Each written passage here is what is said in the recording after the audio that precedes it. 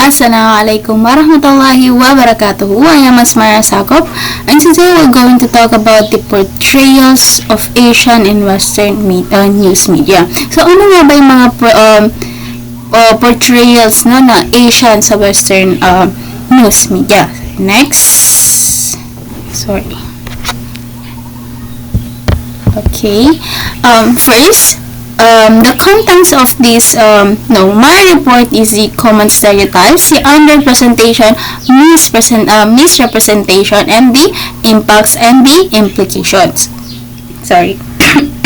Just bear with my voice. May sipon ako ngayon. Okay. The number one portrayals of Asian and Western news media is the common stereotypes, no? We have the model minority. Kumbaga, their assumpting things which is lack of research, no?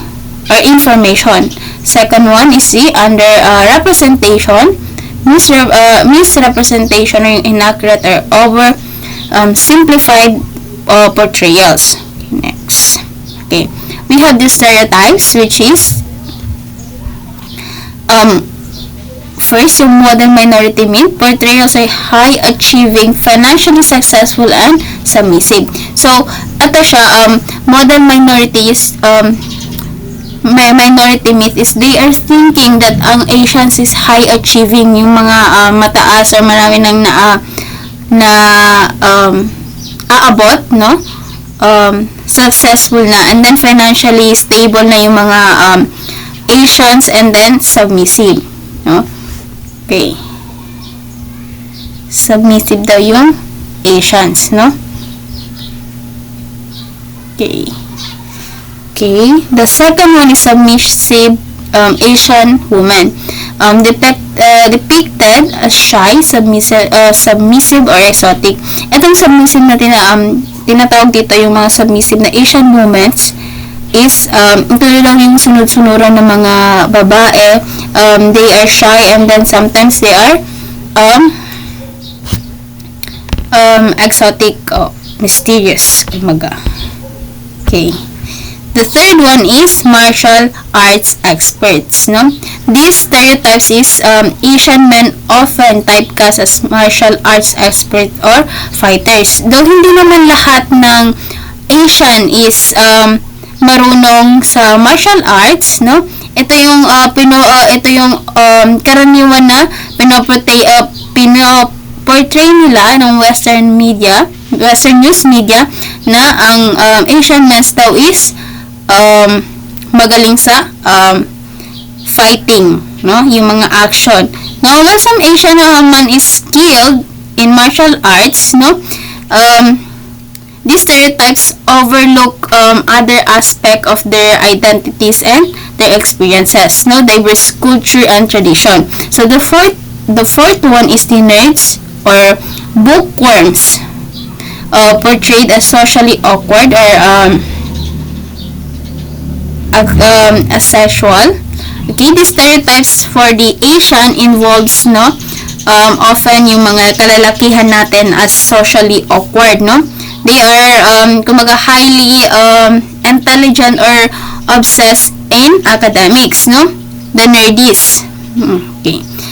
This is limiting the ignores yung diversity of the interests, no? Pagkakaiba-iba ng interest, personalities, no? And then yung mga experiences within the Asia communities. Okay? The fifth one is the exotic and the mysterious, no? This stereotype is portrays Asian as mysterious, yung foreign, no? Perpetuating otherness or yung pagka-exotic nila, no? It can perpetuate a sense of otherness, yun nga, and it overlook the complexity and diversity, no, ng mga Asians. Okay? This can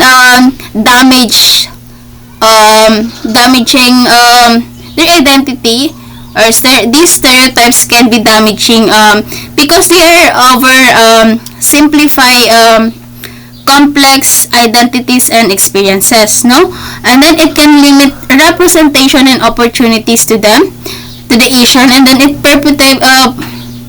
perpetuate yun, misconception and bias, or yung may kinakampihan sila, may kinikilingan sila. So the fourth, it ignores, kumbaga sasawalang bahala nila yung diversity ng Asian, or yung pagkakaiba-iba ng mga Asian communities. Okay? Next. Okay. Underrepresentation.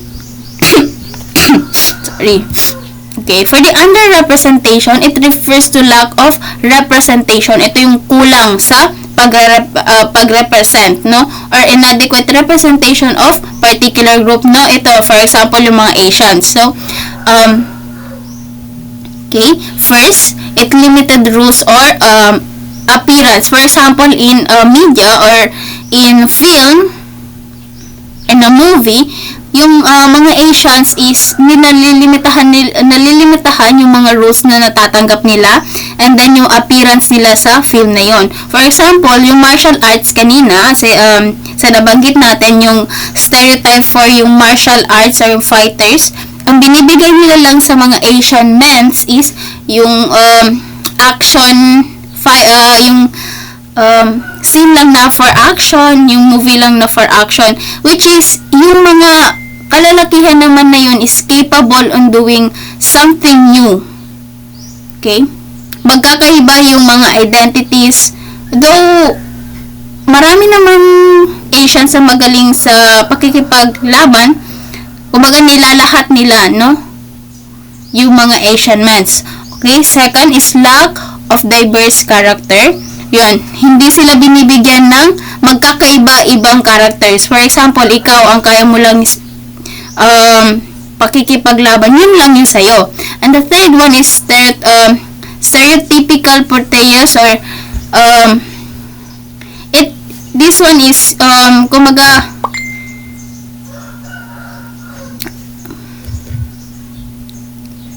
perpetuation na stereotypes. And the fourth one is inadequate storytelling. It limits talaga na opportunities for Asian talents, no?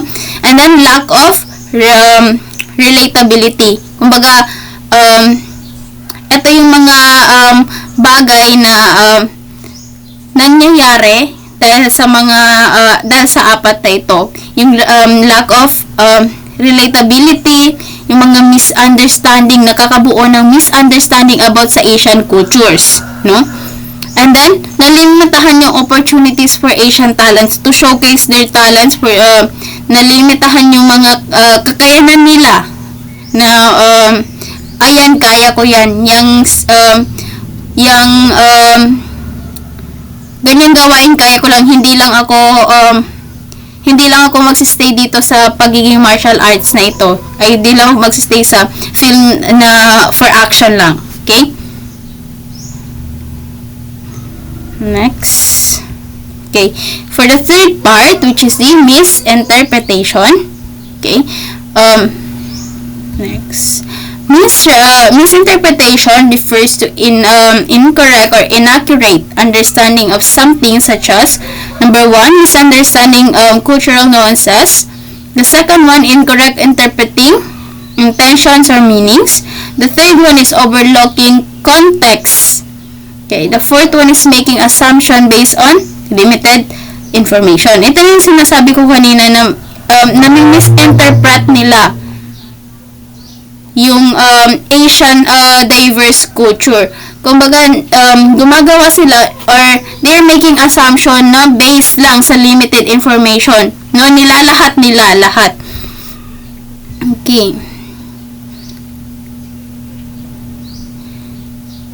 For the fourth one, okay, fourth part, the impact and the implication. So, what are the impact and the implication of these stereotypes, the underrepresentation and misinterpretation? Okay. The impacts and the implications of portrayals of Asian and Western media includes, okay, impacts. perpetuation of stereotypes and bias, nagiging bias sila. And the second, lack of understanding and empathy towards Asian culture. Lack of understanding is kulang sila ng pag-intindi, no, sa mga Asian culture and tradition. The third one is negative impact on Asian individual self-esteem and identity. So ito siya,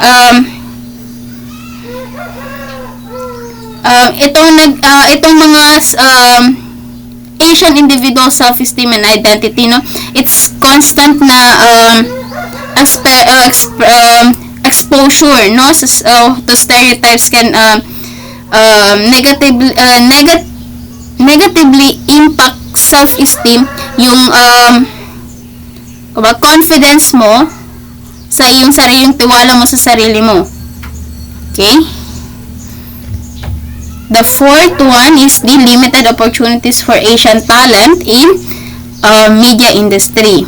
So, nalilimitahan yung mga opportunities for Asian, yung mga talents nila in media industry. For example, doing a film, directing a film, editing a film, which is marami namang Asians na talented in making film, in directing film, no? Kasi we can see naman ang mga Asians talaga is nagsastrive in media industry. Okay, let's move sa implications, no? The first one is a need for authentic and diverse representation, no? Ito na yun, maghanap, kumbaga there is a need, no? Para ma-bridge yung mga stereotype, yung underrepresentation, no? Ito yung need for diverse representation, no? Kasi there's a need to authentic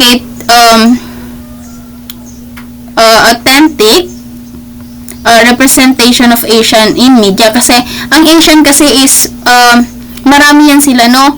Asia is the people lives, no, more than half of the world live in Asia. So they are diverse talaga, no? Magkakaiba-iba talaga yung mga tradition, yung practices, yung culture, and then yung communities. Okay, importance of cultural sensitivity and awareness. Ito, kailangan ito talaga, importante talaga na maging sensitive tayo sa kultura ng isang tao, yung pagkakaiba-iba. For example, ikaw iba yung culture mo, and then siya iba yung culture mo. Maging sensitive tayo sa dapat maging aware tayo na ito hindi dapat natin yung ganyanin kasi iba yung kultura nila. Okay, yan siya. Okay, the third one is potential for social change and challenging stereotypes to media. Fourth, opportunity for promoting inclusivity and diversity in the media. In the media industry. Sorry. Overall, the portrayals of Asian in Western media has significant impacts and implication for individual. So, itong portrayals sa ito is may impact, no? May significant impact siya for the individuals and the communities and the society as a whole. So, kasi ang media, grabe yung influence ng media sa atin ngayon. For example, sa Facebook, lahat ng nakikita natin sa Facebook, ganyan-ganyan, no? Maraming pumapasok sa ating isipan.